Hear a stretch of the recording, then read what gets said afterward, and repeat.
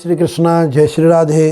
पर्वों की श्रृंखला में एक पुनः आपको मैं परिचय करा रहा हूँ हमारी देव उत्थान एकादशी, जिसका वास्तविक अर्थ होता है देवों को उठाने वाली एकादशी। कभी कभी हमारे शब्दों में थोड़ा सा परिवर्तन होता है। देव कभी सोते नहीं हैं, ये तो सर्वविदित है, क्योंकि सूर्य देवता, वायु देवता, चंद्रमा देवता आदि आदि सब देवताओं का प्रमाण पहले से ही है कि सब हमारी पंच जो 5 एलिमेंट्स हैं सब अपने एक्टिव रहते हैं।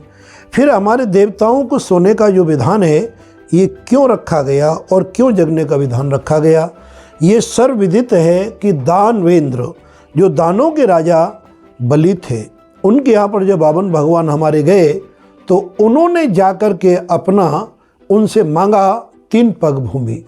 3 पग भूमि मांगने पर राजा बलि ने वचनबद्ध होकर के 3 पग भूमि दी। भगवान श्री वामन अवतार ने विराट रूप धारण करके एक पग में भूलोक, भूलोक, महलोक, जनलोक, सत्यलोक, तपलोक, ब्रह्मलोक तक नाप लिया और दूसरे पग में उन्हें तल, वितल, अतल, तलातल, रसातल और पाताल तक नाप लिया। तीसरे पग में उन्होंने अपने शरीर को दान कर दिया। धन्य है राजा बलि। उस पर प्रसन्न होकर माता लक्ष्मी जी ने उन्होंने अपना भाई बनाया और आज भी हमारे रक्षा सूत्र बांधते समय ये मंत्र बोला जाता है, येन बद्धो बलि राजा दानवेंद्रो महाबलो तेन त्वं प्रबध्नामि रक्षत माचल माचल। है मैं अपने मूल विषय पर आपको बता रहा हूँ परिचय देते हुए कि देव उत्थान एकादशी का चलन क्यों है और क्या इस दिन हमारा महत्व है और कब से हमारा ये चलन है, क्या हमें उस दिन करना चाहिए, क्या करने से हमें इसके फल की प्राप्ति होती है। उसे पूर्व मैं चाहता हूँ, यदि आप हमारे चैनल पर नए हैं तो ज़रूर आप सब्सक्राइब करें, बेल आइकन दबाएं ताकि अपडेटिंग आपको हम समय पर देते रहें, आपको स्वतः ही मिलती रहे। और इस पर कमेंट्स और लाइक तो बनता ही है। डिस्क्रिप्शन बॉक्स में हमारे कॉन्टैक्ट्स लिखे हुए हैं, आप कभी भी हमसे फ़ोन पर आदि पे भी संपर्क कर सकते हो।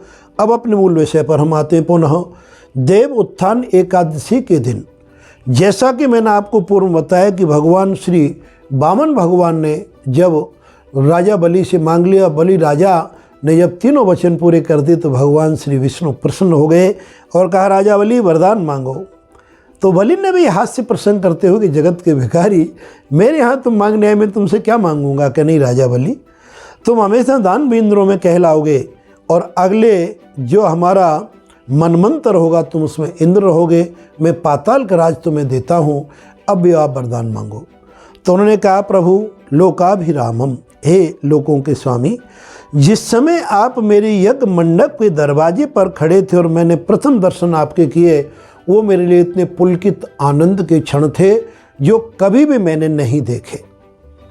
अब मैं चाहता हूँ प्रभु, आप पाताल में तो मैं आपकी आज्ञा से निवास करूँगा, लेकिन जब भी मैं दरवाजे की से निकलूँ और दरवाजे में प्रवेश करूँ तो आपके दर्शनों का श्री लाभ मुझे प्राप्त हो। भगवान मुस्कुराए, भाई आप सीधे कह दो द्वारपाल बनना है कि प्रभु ऐसा तो मैं नहीं कहता, लेकिन दरवाजे पे मैं आपके दर्शनों का लाभ चाहता हूँ। तभी से भगवान श्री हरि विष्णु 4 महीने रहते हैं, जो देवसेन एकादशी आषाढ़ शुक्ला एकादशी को मेरे प्रभु पाताल लोक में चले जाते हैं श्री हरि विष्णु। और इस देवोत्थान एकादशी जो कि कार्तिक शुक्ला एकादशी सन 2022 में ये 4 नवंबर को आ रही है। 4 नवंबर के दिन हमें देव उत्थान होंगे, सभी मंगल कार्य विवाह आदि होने आरंभ हो जाएंगे। इस दिन अबूझ मुहूर्त होता है। जिन लड़का लड़कियों की शादी में चंद्रमा का मिलन नहीं हो रहा है या कोई अन्य बाधा आ रही है, वो इन अबूझ मुहूर्तों में अगर पूजा यानी विवाह का कार्य संपन्न करते हैं तो सुनिश्चित उनका वैवाहिक जीवन संपन्न रहता है। ऐसे हमारे अबूझ मुहूर्त और भी हैं, उनके बारे में अगली वीडियो में आपको बताऊंगा।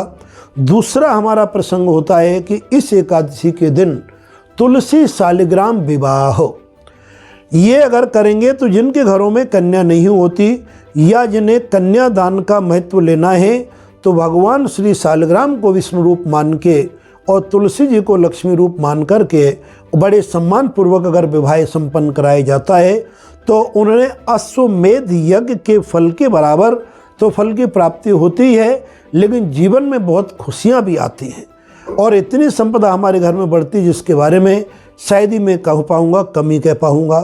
तीसरा उस दिन का महत्व होता है कि हमारे एकादशी के जो व्रत करने वाले नियमित होते हैं उन्हें उद्यापन करना जरूरी होता है।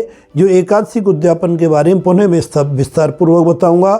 वैसे हमारे जब भगवान श्री विष्णु रहते हैं यानी कि देवसेन से पूर्व किसी भी एकादशी को उद्यापन किया जा सकता है, लेकिन इस एकादशी का महत्व कुछ विशेष बताया गया है। चौथा और तीसरा जो कार्य है इसमें पंच महापर्व शुरू हो जाते हैं। कार्तिक महीने में जो हमारी माताएं, जो हमारी बहनें स्नान करती हैं अपने जीवन के अभिलाषा को पूर्ण करने के लिए, उन्हें इन 5 दिनों में विशेष पर्व का फल होता है। एक समय भोजन करें एकादशी से लेकर पूर्णमासी तक, और धुले हुए वस्त्र पहने भगवान का स्मरण करें, सूर्य उदय से पूर्व तारों की छाँव में स्नान करें तो उन्होंने 100 अश्वमेध यज्ञ का फल प्राप्त होता है।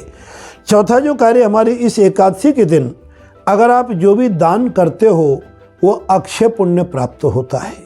इसी संदर्भ में मैं बता रहा हूँ कि हमारे राजा बलि के कहने पर, पुनः मैं इस वाक्य को पूरा कर रहा हूँ, राजा बलि के कहने पर भगवान ने वचन दे दिया कि हम हमेशा आपके द्वार पर मिलेंगे। तो तीनों देवताओं ने सभा करके 4-4 महीने का समय बांटा है। जैसा कि मैंने आपको बताया कि आषाढ़ शुक्ला एकम से और आषाढ़ शुक्ला एकादशी से लेकर कार्तिक शुक्ला एकादशी तक ये चातुर्मास भी कहते हैं। एक ही जगह पर रह के साधु सन्यासी अपनी साधना करते हैं। बड़े बड़े लोग अपने व्रत आदि का उस पर अनुसंधान करते हैं, व्रत करते हैं, जब तक भी करते हैं। उससे हमारे भगवान श्री विष्णु जी का कार्य धरामंडल पर हो जाता है। उस समय हमारे भोलेनाथ चले जाते हैं राजा बलि के दर्शन देने के लिए। फिर फाल्गुन कृष्णा जिसे हम कहते हैं महाशिवरात्रि के दिन भोलेनाथ पुनः प्रकट होते हैं और उस समय पर हमारे ब्रह्मा जी उनकी सेवा में चले जाते हैं। जो ब्रह्मा जी सेवा में रहते हैं दर्शन देने के लिए आषाढ़ शुक्ला एकादशी तक, इसलिए तीनों देवताओं का 4-4 महीने का वहाँ पर वास बताया गया है। ऐसे हमारे शास्त्र इतिहास पुराणों में है। ये बड़े ही महत्वपूर्ण ज्ञानप्रद चीज़ें जो हमारे प्रत्येक सनातन धर्म प्रेमी को जानकारी होनी चाहिए। इस एकादशी के महापर्व पर व्रत करके अपने जीवन का उद्धार करें, सब पापों से मुक्ति पाएं, समृद्धि का खजाना आपको अनुपम मिलेगा। आज के वीडियो में इतना ही। जय श्री कृष्ण, जय श्री राम।